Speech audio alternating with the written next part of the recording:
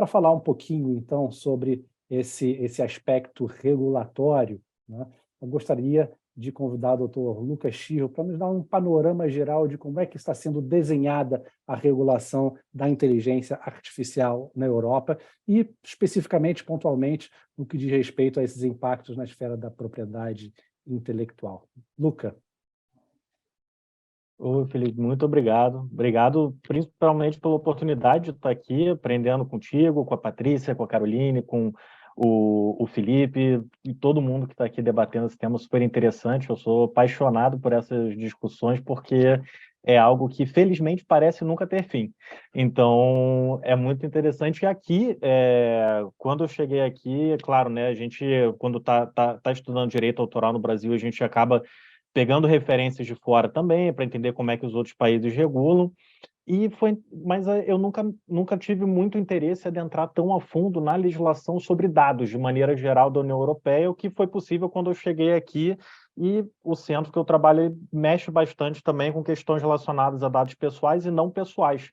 Então, me aprofundando nesse arcabouço regulatório deles em termos de inteligência artificial, é um mundo totalmente novo, porque só em vigor, né, ele já tem uma série de diretivas, por exemplo, o Data Governance Act, o Digital Markets Act, Digital Services Act, Open Data Directive, e eles têm outras propostas também, e aí nas propostas que a gente vê ali uma preocupação bem específica com inteligência artificial, que seria o AI Act, né, Artificial Intelligence Act. Eles têm mais duas propostas recentes, que é o AI Liability Act, e também a diretiva sobre produtos defeituosos que são oriundos da inteligência artificial. Então, isso tudo em uma harmonia, né? Porque são todas diretivas ou resoluções ali que devem ser transpostas para a legislação nacional, ou, no caso das resoluções, vão ser aplicadas ali para os Estados-membros, e elas têm que se comunicar entre si. Então, assim, é muito interessante ver não só essa diversidade, né? Então, por exemplo, eles têm leis específicas para tratar de dados de pesquisa que são originados a partir de projetos que são financiados pelo poder público. Então, existe uma regulação que vai falar com propriedade intelectual também e também com inteligência artificial. Então, direta e indiretamente, eles têm uma série aqui entre diretivas, regulações e legislações nacionais, né? É um arcabouço bastante rico. E, especificamente em direito autoral e propriedade intelectual como um todo, também eles têm uma série de diretivas e endereçando também questões muito interessantes, como a que o Augusto trouxe aqui no chat, que é a mineração de textos e dados, é o uso de obras protegidas para fins de treinamento de sistemas de inteligência artificial. Eles foram um dos primeiros a trazer ali uma disposição sobre isso expressa. Maravilha. Então, já que você puxou a pergunta aqui do Augusto, qual a sua opinião? Existe alguma violação de direitos de propriedade intelectual pelo uso de obras, de textos ou de imagens de terceiros, evidentemente sem autorização, né, expressa pelo menos, para o treinamento dessas ferramentas de IA? Olha, a partir do que eu tenho lido, né, seja em termos da literatura ou também de casos que, como a gente teve nos Estados Unidos, a gente teve dois casos que foram casos que ajudaram a construir o entendimento de que isso é considerado fair use. Isso não é violação, porque o uso que é feito dessas obras é um uso que eles chamam de um uso não expressivo, ou seja, eu não estou usando, por exemplo, aquele artigo científico para ler o artigo, não estou baixando, consumindo o artigo, que seria o uso normal e esperado da obra, mas o que eu estou fazendo é o seguinte, eu estou pegando aquele sistema de inteligência artificial e eu estou passando por ele bases de dados com centenas, milhares de artigos científicos que a inteligência artificial ela vai ser treinada, mas o que vai ser extraído dali não é o conteúdo da obra que vai ser extraído ou replicado, vão ser extraídos padrões, correlações entre aquelas obras. Então, o uso que é feito não é aquele uso que é esperado, aquele uso que a gente consome a obra, por assim dizer. Então, ele é um uso não expressivo. Inclusive, tem autores que falam, olha, a gente não deveria nem estar falando sobre direito autoral nesses tipos de uso, porque o que se busca extrair, essas ideias, essas correlações, elas estão fora do âmbito de proteção. mas como durante esse processo ou para fins de armazenamento posterior da base de dados, para fins de replicabilidade ou de conferência de resultados, podem ter alguns usos, né, reprodução e tudo mais, as legislações elas já estão sendo adaptadas para que, olha, se tiver algum uso que ele é considerado exclusivo, esse uso ele vai ser considerado uma limitação. E isso os Estados Unidos entendeu pelo case law deles, Japão, Indonésia. Recentemente, o Brasil, a gente está dando um passo bem importante nesse sentido na legislação, no projeto de lei da IA, que o Felipe, a Caroline participaram ativamente ali também.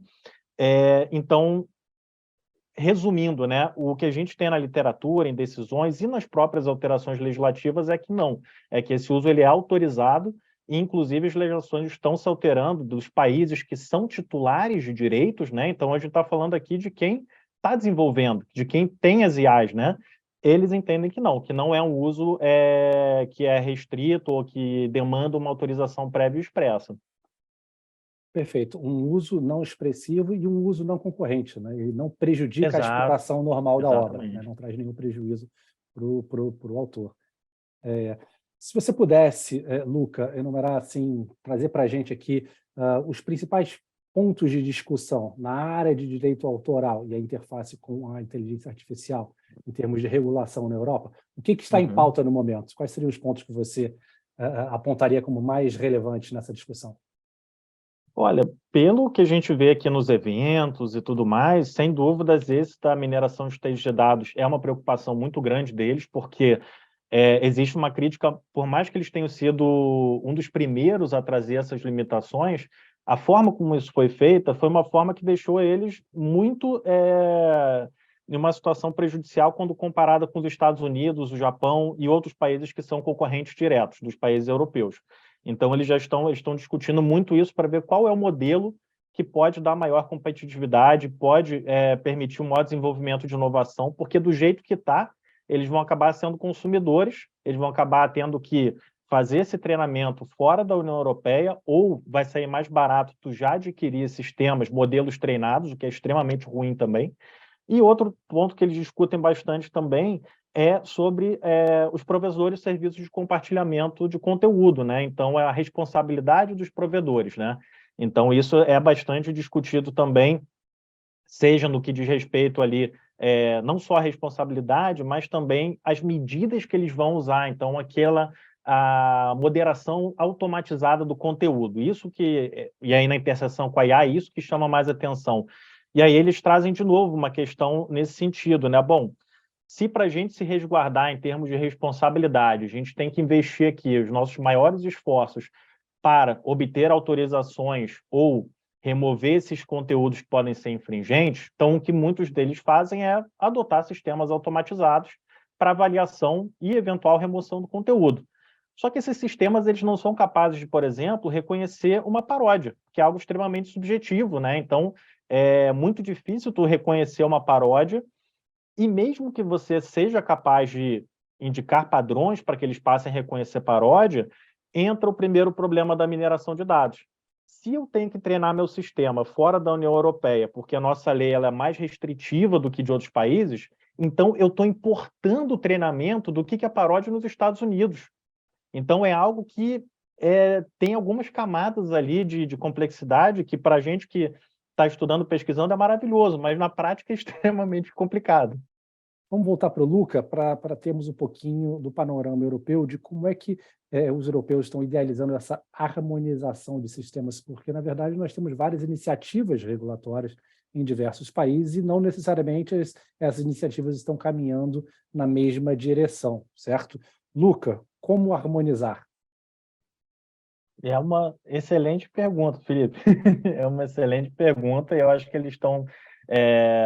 E aí, tentando limitar aqui, pegando como exemplo essa parte da mineração de textos e dados, eles têm a diretiva ela dá um caminho, só que a diretiva ela não se aplica diretamente, ela tem que ser transposta para a legislação nacional, e essa transposição ela pode ser feita de diversas formas. Então, por exemplo, a diretiva fala, e aí no caso de mineração de textos e dados, que, olha, pode fazer desde que isso não seja desde que não exista um opt-out, né, um contract-out, ou que isso não seja reservado expressamente.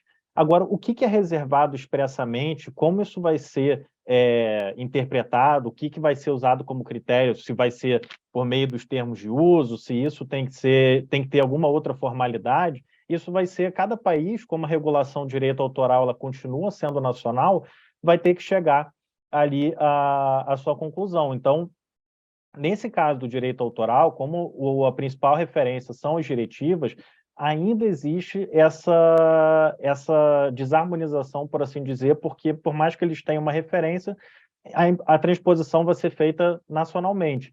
Nas resoluções, né, e aí muitas dos documentos de IA ou que são relacionados a IA, eles entram como ali resoluções que aí a gente tem uma forma diferente, né, e a aplicação ela vai ser direta nos Estados-membros.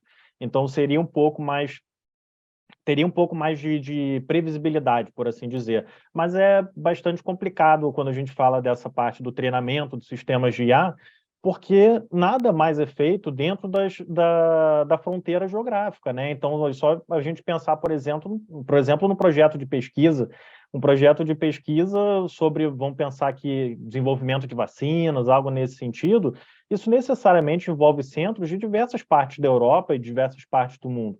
Então, ter o mínimo de harmonização é necessário, senão pode viabilizar, como nesse exemplo, né, o avanço ali em áreas que são essenciais ali a todos os países, independente do estágio de desenvolvimento. Doutor Luca, comentários finais sobre regulação na Europa, por favor. Maravilha. Posso também invadir um pouquinho a discussão que estava tendo com a doutora Carolina, só porque eu acho incrível o tema também, queria comentar um pouquinho, se puder. Vamos lá. Maravilha, então. Não, então, sobre essa questão e na mesma linha que a doutora Carolina colocou, né, eu acho que é fundamental nesses momentos de que a gente está ainda discutindo e construindo e pensando em alternativas para lidar com essas criações e com todo o processo, né, que envolve também o treinamento, a gente se questionar de próprios argumentos e fundamentos que a gente traz, muitas vezes, na propriedade intelectual, né? Então, nesse caso que a gente teve do Davos, em outros casos, é sempre trazido o argumento do incentivo como, olha, a gente precisa desse reconhecimento do Davos como inventor, caso contrário, vai ter um desincentivo à inovação, à pesquisa e desenvolvimento. Mas quem disse isso exatamente no que diz respeito a essa nova situação, né? A gente tem hoje um cenário que a gente não teve anteriormente. A gente nunca vivia um cenário desse, como a gente está vivendo, que a criação em si ela já não tem um controle muito ativo ali do ser humano, né? Então a gente não tem dados para sustentar isso como se fosse uma verdade absoluta e tomar decisão com base nessa premissa mais teórica que é muito trazida nesse projeto especificamente. Então a gente vê, será que faz sentido essa argumentação? E aí pensar, por exemplo, empresas como a Microsoft, né, que são titulares de direito e têm ali um controle grande sobre esse desenvolvimento recente da inteligência artificial, eles estão também saindo para alternativas que fogem do padrão do modelo de apropriação tradicional, por exemplo, quando eles adquirem o GitHub e eles disponibilizam o Copilot, que é uma inteligência artificial generativa, como o ChatGPT, que desenvolve código e que foi treinado sobre uma base de dados todas de códigos que estavam disponíveis abertamente. Então, se a gente fala que indistintamente a gente começa a atribuir direitos exclusivos, isso tudo pode, inclusive, ser travado.